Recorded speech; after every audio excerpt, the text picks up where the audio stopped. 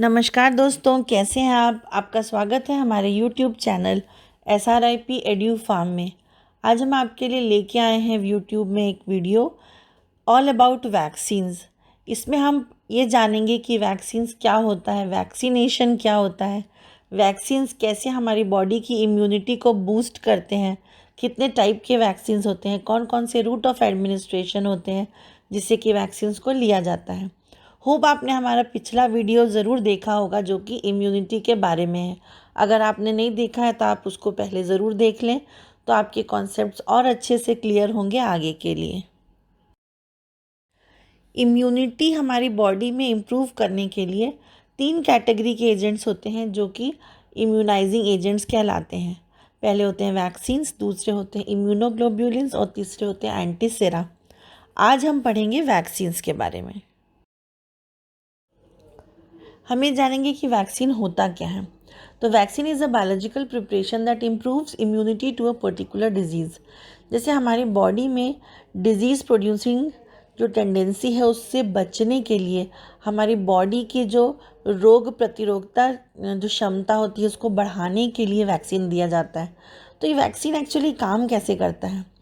तो वैक्सीन जो है वो उस एजेंट से बना हुआ होता है जो कि डिजीज़ कॉजिंग माइक्रो ऑर्गेनिज्म है। तो वही माइक्रो ऑर्गेनिज्म को पहले या तो वीक कर लेते हैं या किल कर देते हैं और उसको फिर बॉडी में इंट्रोड्यूस करते हैं। जब उसको बॉडी में इंट्रोड्यूस करते हैं तो हमारी बॉडी का इम्यून सिस्टम एक्टिवेट हो जाता है। उसको इमीडिएटली पता चल जाता है कि कुछ फॉरेन मटेरियल बॉडी में आया है और उसके अगेंस्ट में वो एंटीबॉडीज़ को प्रोड्यूस करते हैं। और नेक्स्ट टाइम जब सेम माइक्रो ऑर्गेनिज्म एक्चुअली में बॉडी में आता है तो क्योंकि बॉडी में ऑलरेडी एंटीबॉडीज़ होते हैं तो वो उसको फिर किल कर देते हैं और हमारी बॉडी जो है उस डिज़ीज़ से बच जाती है। अब बात करते हैं कि वैक्सीनेशन क्या है। तो vaccination is a method of giving antigen to stimulate the immune response through active immunization. तो जो मैंने अभी आपको बताया कि जो माइक्रो ऑर्गेनिज्म है वो वीक या फिर किल्ड फॉर्म में हम इंट्रोड्यूस करते हैं तो वो हमारी बॉडी के लिए एंटीजन का काम करता है और वो हमारे इम्यून सिस्टम को स्टिम्युलेट करता है। तो इसी प्रोसीजर को हम वैक्सीनेशन कहते हैं। A vaccine is an immunobiological substance designed to produce specific protection against a given disease। यहाँ एक चीज़ समझनी है कि वैक्सीन जो है वो एंटीजेनिक तो है लेकिन पैथोजेनिक नहीं है। इसका क्या मतलब हुआ? इसका मतलब ये हुआ कि एंटीजेनिक है मतलब वो एंटीजन की तरह एक्ट तो करता है जिसके रिस्पॉन्स में हमारी बॉडी एंटीबॉडीज़ को प्रोड्यूस करती है, बट वो पैथोजेनिक नहीं होता है, मतलब वो डिजीज़ कॉजिंग नहीं होता है। इनिशियली वैक्सीन और वैक्सीनेशन टर्म जो है वो एडवर्ड जेनर ने दिया था और फिर बाद में सेकेंड जनरेशन वैक्सीन जो थी वो लुइस पास्चर जी ने दी थी। साथ ही आपको एक टर्म और पता होना चाहिए कि PPI क्या होता है। PPI is a pulse polio immunization programme which was launched by India in 1995। अब हम ये देखेंगे कि वैक्सीन्स होते कितने टाइप के हैं। तो एक तो है लाइव एटीन्यूएटेड वैक्सीन्स, फिर होते हैं इनएक्टिवेटेड या killed vaccines, then subunit vaccines, toxoid vaccines, conjugate vaccines, DNA vaccines and recombinant vector vaccines. जो वैक्सीन्स हैं उनको 3 वे में कैटेगराइज किया गया है। फर्स्ट जनरेशन वैक्सीन्स जिसमें एग्जाम्पल में आते हैं होल सेल्स या virus particles, example BCG and polio drops.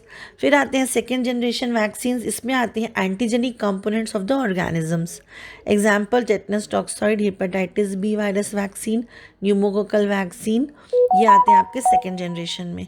फिर आते हैं थर्ड जनरेशन वैक्सीन, इसमें आते हैं प्लाज्मिड्स और genes responsible for the antigen formation. जो DNA वैक्सीन्स हैं, जो रिकॉम्बिनेंट DNA की स्टडीज़ हम आजकल कर रहे हैं, वो थर्ड जनरेशन की, वो करंट की वैक्सीन्स हैं। जो वैक्सीन्स हैं उनको 3 वे में कैटेगराइज किया गया है। फर्स्ट जनरेशन वैक्सीन्स जिसमें एग्जाम्पल में आते हैं होल सेल्स या virus particles, example BCG and polio drops. फिर आते हैं सेकेंड जनरेशन वैक्सीन्स, इसमें आते हैं antigenic components of the organisms, example tetanus toxoid, hepatitis B virus vaccine, pneumococcal vaccine, ये आते हैं आपके सेकेंड जनरेशन में। फिर आते हैं थर्ड जनरेशन वैक्सीन, इसमें आते हैं प्लाज्मिड्स और genes responsible for the antigen formation. जो डीएनए वैक्सीन्स हैं, जो रिकॉम्बिनेंट डीएनए की स्टडीज़ हम आजकल कर रहे हैं, वो थर्ड जनरेशन की, वो करंट की वैक्सीन्स हैं। अब हम जानेंगे कि क्योंकि वैक्सीन्स बहुत टाइप की हैं, तो ये कैसे डिसाइड करेंगे कि कौन सी वैक्सीन को गुड वैक्सीन बोला गया है। तो उसके लिए उसकी कुछ प्रॉपर्टीज़ हमको पता होनी चाहिए कि वैक्सीन क्या करेगा कि उसको हम अच्छा बोलेंगे। सबसे पहले तो ये है कि उसका काम है इम्यून रेस्पॉन्स को इम्प्रूव करना या एनहांस करना। तो उसकी ये एबिलिटी होनी चाहिए कि वो पर्टिकुलर पैथोजन के अगेंस्ट हमारी बॉडी की इम्यूनिटी को बूस्ट अप करें। फिर दूसरा ये बोलता है कि हमारी बॉडी में जो मेमोरी टी सेल्स हैं, बी सेल्स हैं, उनके जनरेशन को भी ये इम्प्रूव करना चाहिए। मतलब सेल्यूलर और ह्यूमरल दोनों टाइप की इम्यूनिटी में इसको एक्ट करना चाहिए। फिर ये थर्ड पॉइंट आता है कि लॉन्ग टर्म प्रोटेक्शन देना चाहिए इसको, हमारी बॉडी को। फिर जो वैक्सीन्स हैं वो अपने आप में सेफ़ होना चाहिए, स्टेबल होना चाहिए और बहुत कॉस्टली नहीं रहना चाहिए। It should be cost effective. तो ये कुछ प्रॉपर्टीज़ हैं गुड वैक्सीन्स की। एक आपको ये भी पता होना चाहिए कि कौन कौन से डिजीज़ेज़ हैं जिसके अगेंस्ट में वैक्सीन्स जो हैं वो अवेलेबल हैं। तो बैक्टीरियल डिजीज़ेज़ होते हैं, कुछ कुछ वायरल होते हैं। तो बैक्टीरियल डिसीज़ेज़ की कैटेगरी में आता है diphtheria, haemophilus influenza B, meningococcal meningitis, pneumococcal disease, tetanus, tuberculosis, whooping cough. ये कुछ डिजीज़ेज़ हैं बैक्टीरियल डिसीज़ जो हमको पता होना चाहिए, इसके अगेंस्ट में वैक्सीन्स हैं। फिर कुछ वायरल डिजीज़ेज़ हैं like chicken pox, flu, measles, mumps, polio, rubella, HPV. इसके अगेंस्ट में भी वैक्सीन्स हैं। तो कई बार ऐसा पूछा जाता है कि ये बैक्टीरियल डिजीज़ है कि वायरल, तो इसलिए ये टेबल हमने यहाँ पर आपके लिए बना दिया है। एक चीज़ और कई बार एग्ज़ाम में पूछी जाती है कि कौन सी वैक्सीन का क्या रूट ऑफ एडमिनिस्ट्रेशन है। तो हमने यहाँ पर एक आपके लिए कैटेगराइज़ किया, समराइज़ किए हैं कुछ वैक्सीन्स को। जैसे कि फर्स्ट आता है डीप सबक्यूटेनियस और इंट्रामस्कुलर रूट। तो मोस्ट ऑफ द वैक्सीन जो हैं वो इसी रूट से दिए जाते हैं। अब एक और बहुत इंपॉर्टेंट रूट होता है ओरल रूट। ओरल रूट में रेयर ही होता है कि कुछ वैक्सीन देते हैं। तो इसमें आप सेबाइन वैक्सीन और ओरल बीसीजी वैक्सीन, इसको याद कर लीजिए। ये आपसे पूछा जाएगा कि ये कहाँ पर यूज़ होता है। सेबिन वैक्सीन यानी पोलियो वैक्सीन की बात कर रहे हैं यहाँ पर। ये हमेशा ओरल दिया जाता है। पोलियो ड्रॉप्स देते हैं। कई बार हमने टीवी में एडवर्टाइजमेंट सुना होगा कि पोलियो डे चल रहा है, पोलियो वीक चल रहा है, तो ओरल रूट से दिया जाता है। फिर आता है इंट्राडर्मल रूट, इससे है बीसीजी वैक्सीन। फिर है स्कैरिफिकेशन स्मॉल पॉक्स वैक्सीन। इंट्रानेज़ल रूट, ये भी थोड़ा सा अलग है। तो लाइव एटेन्यूएटेड इन्फ्लुएंजा वैक्सीन को हम इंट्रानेज़ल से देते हैं। तो ये कुछ रूट्स हैं जो अपने को ध्यान रखने हैं कि इन रूट से हम वैक्सीन्स को एडमिनिस्टर करते हैं। अब हम वन बाय वन सभी वैक्सीन्स को पढ़ेंगे। फर्स्ट आता है लाइव एटेन्यूएटेड वैक्सीन। नाम से ही समझ में आ रहा है कि ये किल्ड नहीं है, लाइव है। तो इसको हम क्या करेंगे, इसमें ये होता है कि जो माइक्रो ऑर्गेनिजम्स होते हैं उनको वीक कर दिया जाता है, उनकी जो पोटेंसी है उसको एकदम कम कर देते हैं, रिड्यूस कर देते हैं। तो उसको वीक करने के लिए टर्म यूज़ होता है ए वायरुलेंट। फिर इसमें और क्या करते हैं, तो इससे क्या, पहले तो ये किसी बेनिफिट क्या होता है, उसको वीक करने से वो डिजीज़ नहीं कॉज कर पाएगा, लेकिन उसके अंदर एंटीजेनिक प्रॉपर्टी रहेगी जिससे वो इम्यूनोलॉजिकल प्रॉपर्टीज़ को ज़रूर अपना हमारी बॉडी के अंदर रेज कर पाएगा, इम्यूनोलॉजिकल रिस्पॉन्स को क्रिएट कर पाएगा। और ये जो है, ये इसमें क्या होता है कि बॉडी में जाने के बाद भले ही ये वीक हैं, बट ये वहाँ पर जाके डेवलप होते हैं, रेप्लिकेट होते हैं होस्ट के अंदर जाके। तो इसलिए इसको फिर बार बार नहीं देना पड़ता है, एक बार हमने दे दिया तो वो लाइफ लॉन्ग हो जाता है। और इसमें अच्छी बात क्या होती है कि ये सेल्यूलर और ह्यूमरल दोनों टाइप के ही रेस्पॉन्सेज जनरेट करता है, तो ये बहुत इफ़ेक्टिव माना जाता है। इसमें आप ध्यान रखिएगा, जो MMR वैक्सीन है वो लाइव एटेन्यूएटेड वैक्सीन है। MMR मतलब मीज़ल्स, मम्स एंड रूबेला। ये MMR का भी फुल फॉर्म पूछा जाता है। तो ये लाइव एटेन्यूएटेड वैक्सीन है। अब हम लाइव एटेन्यूएटेड वैक्सीन के कुछ एडवांटेजेस और डिसएडवांटेजेस देखेंगे। तो एडवांटेज में क्या है कि क्योंकि ये अंदर ही जाके रेप्लिकेट हो रहे हैं, तो इसमें आपको ज़्यादा डोजेस देने की ज़रूरत नहीं है। लॉन्ग टर्म प्रोटेक्शन देता है, लंबे टाइम के लिए इफ़ेक्टिव होता है, और ये सेलुलर और ह्यूमरल दोनों टाइप के रेस्पॉन्सेस प्रोड्यूस करता है। अब बात करते हैं ड्रॉबैक की। ड्रॉबैक में ये है कि जैसे हम कह रहे हैं कि वो लाइव है, तो कभी कभी रिस्क भी होता है। तो हमको यहाँ पर स्पेशली ध्यान रखना होता है कि कंट्रोल्ड एटेन्यूएशन होना चाहिए। और साथ में एक और इसमें होता है कि अगर किसी की बॉडी ऐसी है जिसमें ऑलरेडी इम्यून रिस्पॉन्स थोड़ा सप्रेस्ड है, जैसे कि कोई पेशेंट्स अगर ल्यूकेमिया के हैं, लिम्फोमा के हैं, या कोई और मैलिग्नेंसीज के हैं जिसमें कि उनको ऑलरेडी कॉर्टिकोस्टेरॉइड्स और एंटी मेटाबॉलिक एजेंट्स दिया जा रहा है, रेडिएशन दिया जा रहा है, या कुछ प्रेग्नेंट लेडीज़ हैं, तो उनको फिर ये लाइव एटेन्यूएटेड वैक्सीन नहीं दी जाती है। और क्योंकि ये लाइव है तो इसको फिर स्टोर करने के लिए भी स्पेशल स्टोरेज कंडीशंस चाहिए होती हैं, टेम्परेचर वगैरह सब मेंटेन करना होता है। तो ये थोड़े से इसके ड्रॉबैक्स हैं, बट इसके एडवांटेजेस ज़्यादा है एज़ कम्पेयर टू ड्रॉबैक्स। अब जो सेकेंड टाइप होता है उसको इनएक्टिवेटेड या किल्ड वैक्सीन्स कहते हैं। तो इसमें क्या होता है, जो डिजीज़ कॉजिंग ऑर्गेनिज्म है उसको या तो किल कर दिया जाता है या इनएक्टिवेट कर देते हैं। कैसे करते हैं? With the help of heat, chemicals और रेडिएशंस। केमिकल्स में एग्जांपल फॉर्मेल्डिहाइड है, इससे पोलियो वैक्सीन बनाई जाती हैं। और इसमें भी वही बात है कि वो किल हो जाता है लेकिन उसमें एंटीजेनिक प्रॉपर्टी रहती है। तो ये क्योंकि लाइव नहीं है इसलिए मोर स्टेबल होते हैं as compare to live vaccines. फिर इसमें एक अच्छी बात ये होती है क्योंकि डेड माइक्रोब्स हैं तो वापस म्यूटेशन होने की टेंशन नहीं होती है। बट अगर हम इफ़ेक्टिवनेस की बात करें एज़ कम्पेयर टू एटेन्यूएटेड तो ये थोड़े से लेस इफ़ेक्टिव होते हैं। तो ये तब यूज़ किए जाते हैं जब वो वाली अवेलेबल ना हो या हम किसी को वो वाली नहीं दे सकते हैं लाइव वाली, तब फिर ये वाली दी जाती है। पर कुछ के लिए स्पेसिफिक हैं, जैसे vaccine against influenza, polio, hepatitis A, rabies, इसके लिए इनएक्टिवेटेड या किल्ड वैक्सीन्स दी जाती हैं। जैसे हमने पहले देख ही लिया इसके एडवांटेजेस और डिसएडवांटेजेस। एडवांटेज में हमने देखा कि there is no risk of revision, no risk of transmission required, they are more stable, ये हमने देख लिया। अब डिसएडवांटेज में की बात करें तो इसमें क्या होता है कि डेड है इसलिए हमको मल्टीपल डोजेस देनी पड़ती हैं। कई बार इसका कंपोजिशन भी पुअरली डिफाइंड होता है।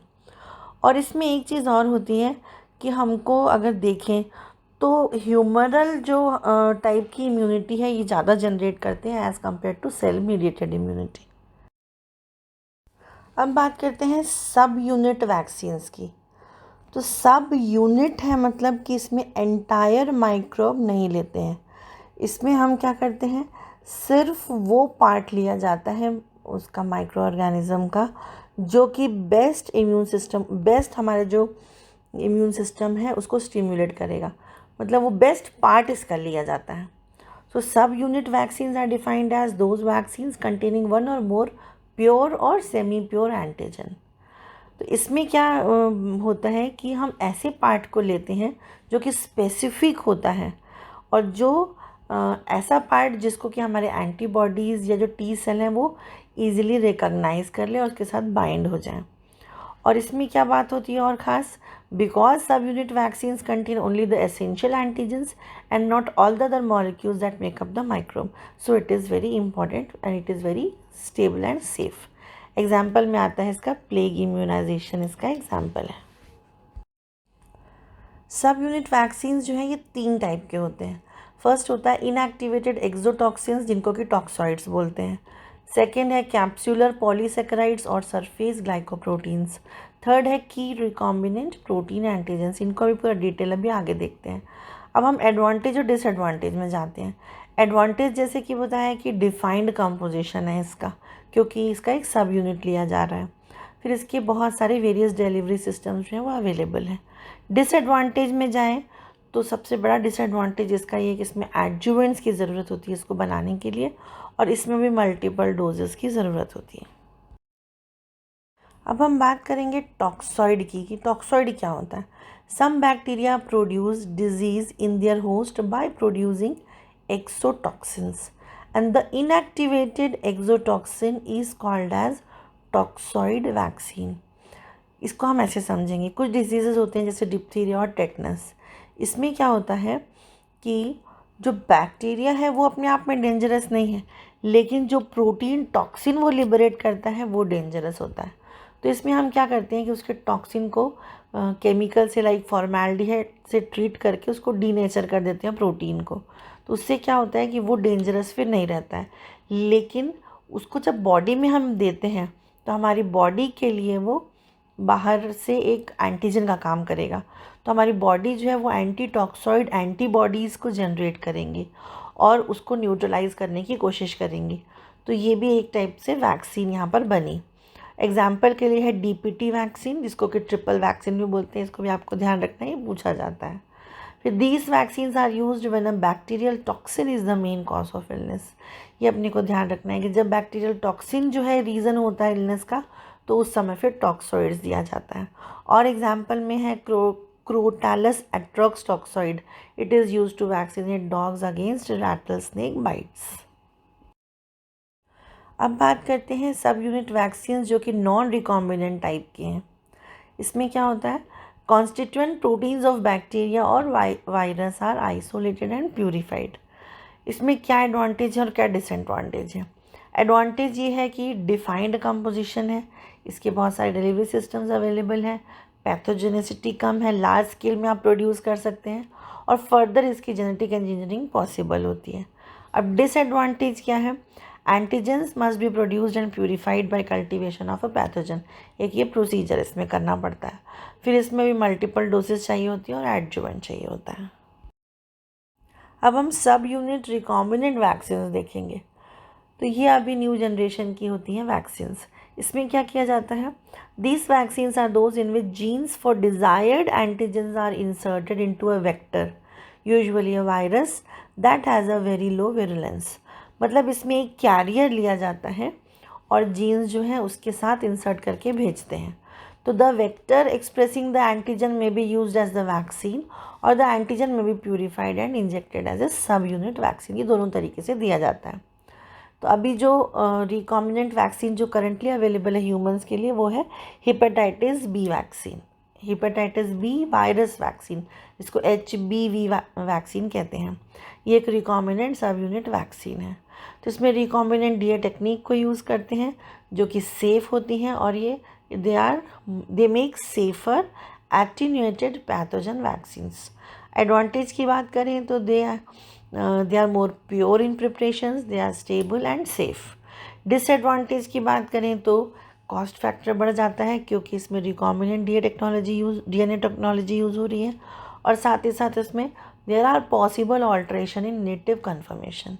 एग्जाम्पल के लिए से हेपेटाइटिस बी है, HSV, BCG, ये कुछ एग्जाम्पल्स हैं सब यूनिट रिकॉम्बिनेंट वैक्सीन। तो आपको समझ आ रहा होगा डिफरेंट टाइप ऑफ वैक्सीन्स। अब हम आगे चलते हैं। नेक्स्ट टाइप में आता है कंजुगेट वैक्सीन्स या कैप्सुलर पॉलीसेकेराइड्स। इसमें क्या होता है, the virulence of some pathogenic bacteria depends primarily on the antiphagocytic properties of their polysaccharide capsule.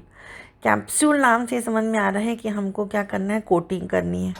तो इसमें कोटिंग की जाती है विद एंटीबॉडीज़ एंड और complement greatly increases the ability of macrophages and neutrophils to phagocytose such pathogens. इसमें example है haemophilus influenza type B vaccine and the current vaccine for streptococcus pneumonia consists of 13 antigenically distinct capsular polysaccharides. ये इसका example हो गया।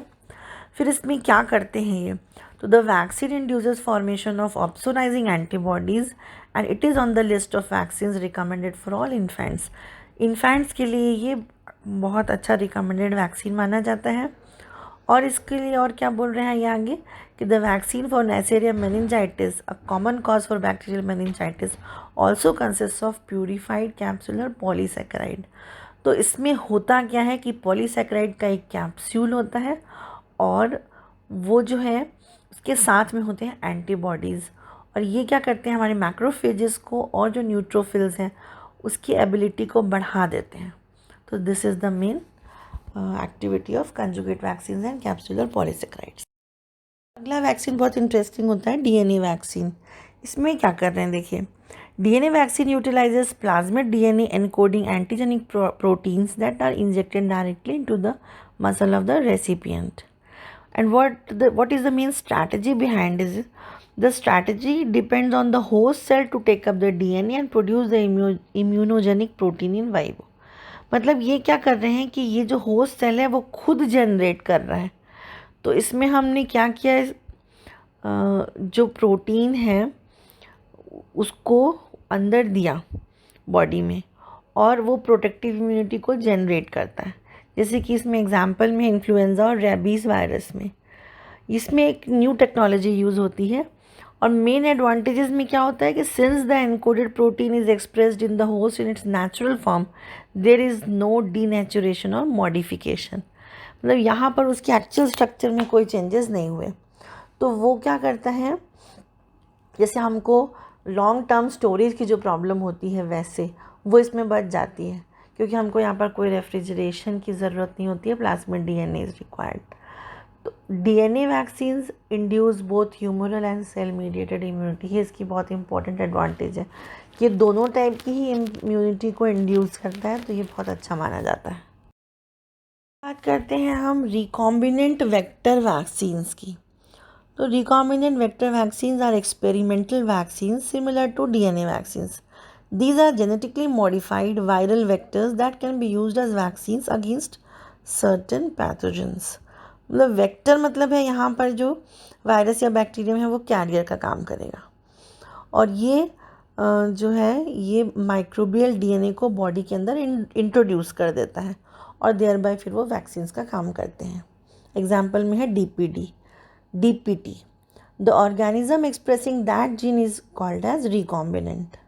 So a gene coding for an immunogenic protein from one organism into the genome of other, such as vaccinia virus, is introduced. और इसमें क्या होता है, ultimately following injection into the subject the recombinant will replicate and express sufficient amounts of the foreign protein to induce a specific immune response to the protein. तो ये आपका हो गया रिकॉम्बिनेंट वेक्टर वैक्सीन्स। तो यहाँ तक हमने डिफरेंट टाइप्स ऑफ वैक्सीन्स देखे। अब आपको ये एक समराइज़ करके दिया है हमने कि कौन सा जो वैक्सीन है उसका क्या नेचर है। तो इसको अगर आप ध्यान से देखें तो MMR और वेरिसेला जो है ये दोनों हैं लाइव एटेन्यूएटेड, और बाकी सारे जो हैं वो इनएक्टिवेटेड हैं। और साथ में आपको ये भी देखना है कि कौन सा वैक्सीन जो है वो अगर कोई ट्रांसप्लांटेशन करेंगे तो उसके पहले देंगे या बाद में देंगे।